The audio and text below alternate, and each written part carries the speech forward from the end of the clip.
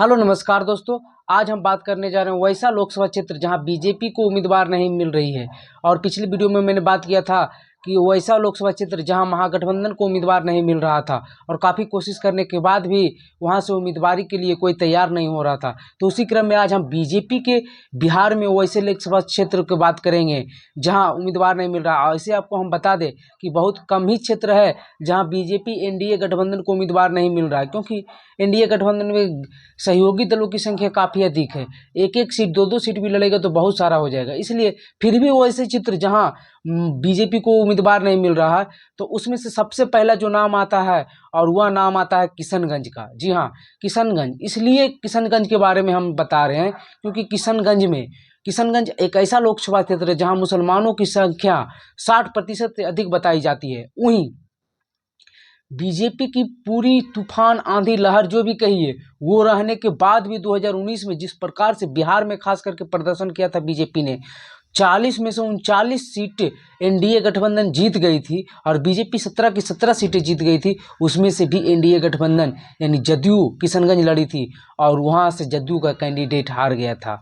तो सोचिए कि इतना स्पेस मिलने के बाद, इतना लहर रहने के बाद भी किशनगंज से बीजेपी समर्थित उम्मीदवार हार गए थे और वो भी वहाँ से ओवैसी की पार्टी ने कैंडिडेट दे दिया था और कुछ मुस्लिम वोट ओवैसी की पार्टी भी काट लिया था। उसके बाद रहते हुए भी वहाँ से कांग्रेस जीती थी और बिहार के एकमात्र वैसा सीट थी जहाँ से कांग्रेस या बोले तो महागठबंधन जीती थी, उसमें से किशनगंज है। और किशनगंज से तो एनडीए की तरफ से तो उम्मीदवार नहीं मिल रहा, लेकिन महागठबंधन की ओर से उम्मीदवार फिक्स है। कांग्रेस के जो मौजूदा सांसद है वही आगे कंटिन्यू करेंगे, लेकिन तस्लीमुद्दीन के परिवार है। और वही जब बात करते हैं एनडीए की तरफ, तो एनडीए की तरफ वहाँ से हमेशा उम्मीदवार चेंज होता है। कभी बीजेपी का 2014 में लड़े थे, 2019 में जदयू का, लेकिन उम्मीदवार कोई भी हो परिणाम वही आता है। हाँ, बीजेपी ने यह सीट 1999 के इलेक्शन में शहनवाज हुसैन ये सीट निकाल लिए थे बीजेपी के लिए,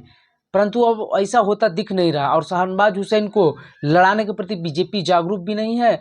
और शहनवाज हुसैन की उस प्रकार की जो वोट 1999 में पड़ी थी, अब पड़ेगी भी या न पड़ेगी ये भी सोचने वाली बात है, क्योंकि वो माहौल अब रह नहीं गया है। तो बीजेपी के लिए किशनगंज सबसे कठिन सीट मानी जा रही है बिहार में।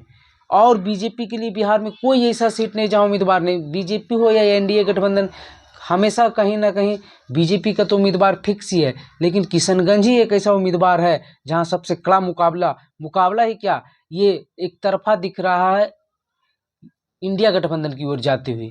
और एक और सीट ऐसी है जैसे कि हम बात कर लेते हैं, उतना तो कठिन नहीं है बीजेपी के लिए जितना किशनगंज है, परंतु ये भी है जैसे कि पूर्णिया सीट में भी इस बार लड़ाई जम के होती दिख रही है, क्योंकि पप्पू यादव ने फिर से वहाँ से सांसदीय का इलेक्शन लड़ना शुरू कर दिया है और तैयारियाँ पूरी कर दी है। और इंडिया गठबंधन से लाल झंडी मिलने के बाद वे पूरी तरह से तैयारियों में लग गए हैं और वहाँ से कितने बार वो सांसद रह चुके हैं। वही पप्पू सिंह पूर्णिया से 2 बार सांसद रह चुके हैं और वो अभी किसी पार्टी की तरफ से उम्मीदवारी के रूप में घोषणा तो नहीं हुए, लेकिन तैयारियां वो भी कर रहे थे। बीजेपी जब अकेले थी, लेकिन जदयू के साथ आने के बाद वहाँ के जो मौजूदा सांसद है संतोष कुशवाहा, वो तो वहाँ से जदयू के उम्मीदवार होएंगे। तो इसके चलते पप्पू सिंह पर कंफ्यूजन पड़ा हुआ है। अगर पप्पू सिंह लड़ जाते हैं तो फिर बीजेपी के लिए ये जो बीजेपी गठबंधन है संतोष कुशवाहा, उनके लिए भी काफ़ी मुश्किलें खड़ा होगी। और ये चर्चाएं भी है कि पप्पू सिंह और संतोष कुशवाहा ये दोनों में से किसे टिकट देना है, इसमें भी थोड़ी कन्फ्यूजन है, अभी पूरी तरह से फिक्स नहीं हुआ है। तो इसमें भी थोड़ी लड़ाई दिख रही है, लेकिन ये किशनगंज जैसी नहीं सीट जहां बीजेपी का उम्मीदवार नहीं मिल रहा है। किशनगंज के तो बारे में बता दिए, मोहम्मद जावेद जो मौजूदा सांसद हैं उनके खिलाफ लड़ने को बीजेपी गठबंधन को उम्मीदवार नहीं मिल रहा है। लेकिन ये जो सीट हम बताने जा रहे हैं वो बिहार का नहीं है, लेकिन बिहार से रिलेटेड सीट है। बिहार के ही व्यक्ति वहाँ से सांसद बने हुए हैं और अगला जो बीजेपी का कैंडिडेट था ऑपोजिशन से लिए, तो वो भी बिहार का ही था, लेकिन उन्होंने अपना टिकट को बैकअप कर लिया है। लेकिन ये सीट बिहारियों के लिए इम्पॉर्टेंट है क्योंकि वहाँ बहुत ज़्यादा बिहारी बसे हुए हैं। तो यहाँ भी बीजेपी का उम्मीदवार नहीं मिल रहा और ये बिहार से रिलेटेड सीट है, इसलिए यहाँ भी हम बताना जरूरी समझे। तो ये सीट है आसनसोल से अभी मौजूदा सांसद टीएमसी से शत्रुघ्न सिन्हा है। हालांकि ये सीट 2019 में बीजेपी के पास थी और 2014 में बीजेपी के पास थी।